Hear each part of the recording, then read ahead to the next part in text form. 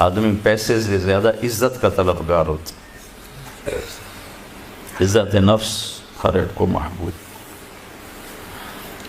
ایک آپ کو اپنے گھر کا واقعہ سنا تھا، جب یہ ٹریکٹر کا دور نہیں تھا، 59 میں ہمارے والد صاحب سب سے پہلے ٹریکٹر لے کر آئے تھے اس پورے ہمارے علاقے میں۔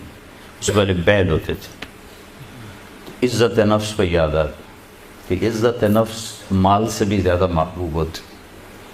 ایک ہمارے بیل نے چارہ کھانا چھوڑ دیا، ٹھیک ٹھاک بیل، تو ہمارے والد صاحب نے ڈاکٹر بلوایا، اس نے وہ ٹیکا ویکا لگایا، لیکن اس نے پھر بھی نہیں کھایا۔ تو ایک ہماری برادری کا دیسی حکیم تھا، اس کے پاس اس زمانے میں راستے ہوتے نہیں تھے، تو والد صاحب نے گھوڑے پر نوکر کو بھیجا جو اس کو اٹھا کے لایا۔ اس نے بیل کو دیکھا، کہنے کا میاں صاحب اس کو پٹھے کون ڈالتا ہے چارہ؟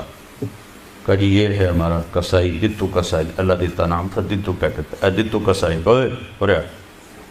اس کو بیل کے آگے بٹھایا اور جوتا اتارا اور 5 سال جوتے اس کے سر میں مارے۔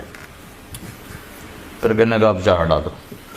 جب چارہ ڈالا تو وہ بیل کھانے لگے۔ یہ میرے گھر کا واقعہ ہے، کوئی سنا ہے نہیں؟ تو میرے والد صاحب حیران ہو کر کہنے لگے ایک ہی ہے؟ کہا جی میں نے اس کو چیک کر لیا تھا، اس کو کچھ نہیں تھا، یہ آپ کے نوکر نے اس کو کہیں کوئی ڈنڈا سوٹا مارا ہے، تو وہ غصہ کر گیا تھا کہ میں اس سے کیسے بدلا دوں، تو اس نے غصے میں کھانا چھوڑ دیا کہ میری عزت کو اس نے خراب کیا۔ اب اس کی آنکھوں کے سامنے 2-4 جوتے میں نے مارے تو وہ خوش ہو گیا، بے وقت کھائے۔ عزت کی طلب کوئی ناجائز نہیں ہے، یہ انسانی ضرورت، مال کی طلب ناجائز نہیں ہے، انسانی ضرورت۔ ہاں اس کے حدود ہیں، اس کے اندر تو ضرورت ہے، اس کے باہر پھر کہیں تکبر بن جاتا ہے، کہیں ظلم بن جاتا ہے، کہیں زیادتی ہے، حدود کے اندر۔ ایک حدیث سنا دیتا ہوں، اس مسلمان کو عزت دینا کتنا ضروری ہے۔ میرے نبی نے فرمایا 1 روپیہ سود کھانا 36 دفعہ زنا کرنے کے برابر۔ 1 روپیہ یعنی 1 پاؤنڈ سود کھانا 36 دفعہ زنا کرنے کے برابر تھا۔ اس کے بعد آپ نے فرمایا اور تمہیں بتاؤں سب سے بڑا سود کیا ہے؟ جب 1 پاؤنڈ کا سود 36 دفعہ زنا کے برابر ہے، تو آپ نے فرمایا اب تمہیں بتاؤں سب سے بڑا سود کیا ہے؟ الاستطالۃ فی عرض المسلم، مسلمان کو بعزت کرنا سب سے بڑا سود۔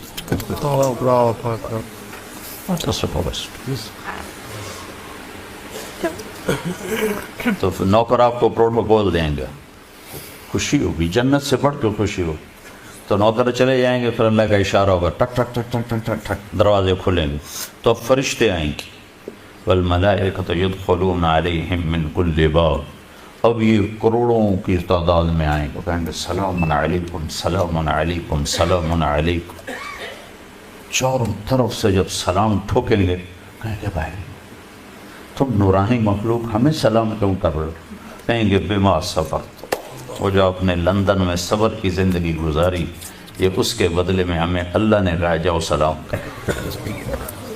غفلت کے دیس میں آپ نے بیدار ہو کے زندگی گزاری، اندھیر نگری میں آپ نے اللہ کو سامنے رکھ کے زندگی گزاری، جب چاروں طرف شراب اور زنا عام تھا، آپ نے اللہ سے ڈر کے زندگی گزاری۔ سلام سلام سلام، تو فرشتوں کے سلام ان کو ہوا میں اڑا دے گا۔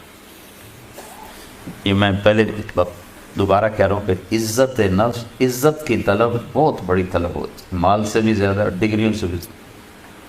تو فرشتوں کا سلام انہیں ہوا میں اڑا، فرشتے ابھی وہ اس سلام کا مزہ لے رہے ہوں گے کہ فرشتوں نے سلام اور آئیڈیل ہوم بتا رہا ہوں، آئیڈیل تو ایک دم میرے رب کا عرش ایسے کھلے گا، ایک دم نور بھی نور چھا جائے، جب ایسے آنکھیں اٹھا کر دیکھیں گے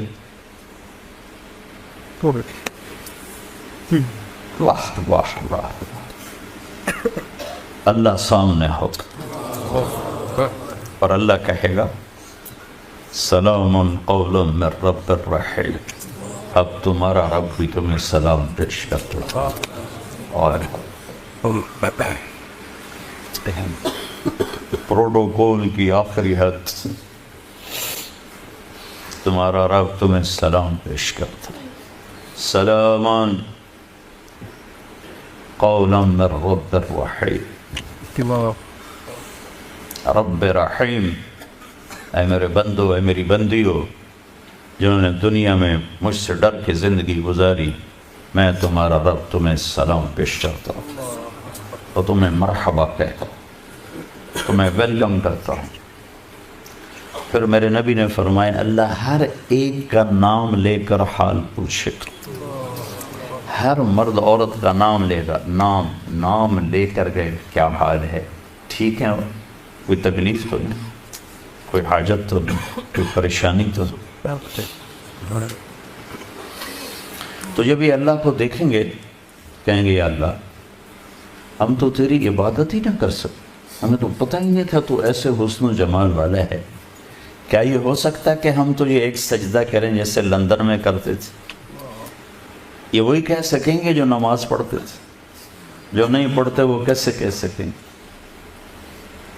کیا یہ ہو سکتا ہے کہ ہم تمہیں ایک سجدہ کریں جیسے دنیا میں کرتے تھے؟ تو اللہ تعالیٰ فرمائیں گے میرے بندو اب پوزیشن بدل چکی ہو، حیثیت بدل چکی، حیثیت، پوزیشن۔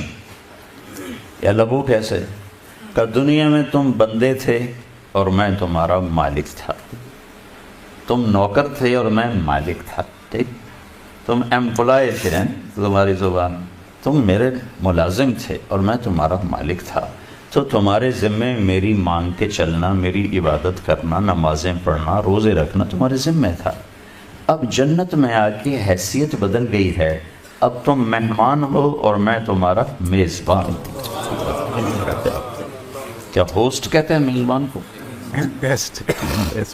تو اب تم میرے لیے مہمان ہو، میں تمہارا ہوسٹ ہوں، اور مہمان کو تکلیف نہیں دی جاتی، مہمان کو بٹھا کے کھلایا جاتا ہے، جاؤ کلو واشربو، کھاؤ پیو، ہنیئا، ہنیئا کا کیا مطلب ہے؟ کھاؤ، ہر لقمے کی لذت پہلے سے زیادہ پاؤ، کھاؤ، کھانے کے بعد پخانا کوئی نہیں، پیو، ہر گھونٹ کی لذت پہلے سے زیادہ پاؤ، پیو، پینے کے بعد پیشاب کوئی نہیں، بیماری کوئی نہیں۔ تو پینے پلانے کی بھی 3 محفلیں قرآن نے بتائیں کہ یہاں شراب نہ پیو، آپ کے یہاں عام ہے، اس لیے ہر دفعہ میں بتاتا ہوں کہ اللہ کرے آگے والی سوچ دل دماغ پہ چھائی رہے کہ یہاں میرا رب ہر اس چیز سے روکتا ہے جو انسانی وقار کو ختم کرنے والی اور انسانیت پہ داغ۔ تو یہاں کہتا شراب نہ پیو، آگے کیا ہوگا کہ وہاں تمہیں 3 مجلسیں دیکھنے کو ملیں گی، 3۔ ایک کون سی ہے؟ ان الابرار یشربون من کاس کان مزاجها کافورا، وہاں دیکھو گے نیک بندے بندیاں خود اپنے ہاتھوں سے ڈال کے پی رہے ہوں گے۔ یہ جنت کا سب سے چھوٹا درجہ ہے، کیسے ڈالیں گے پیئیں گے، ڈالیں گے پیئیں گے۔ ایک درجہ اس سے اوپر ہے VIP، وہاں کیا ہے؟ وَيُسْقَوْنَ فِيهَا كَأْسًا كَانَ مِزَاجُهَا زَنْجَبِيلًا، وہاں ان کو خدام پلا رہے ہوں، سرونٹس، نوکر، فرشتے نوکر ڈال کے پیش کریں اور سامنے حاضر کریں، یہ لیج۔ ایک VVIPs ہوگا، سب سے اوپر کا درجہ، وہاں کیا ہوگا؟ وہاں ہوگا وَسَقَاهُمْ رَبُّهُمْ شَرَابًا طَهُورًا، وہاں اللہ خود پلا رہا، اللہ خود پلا رہا۔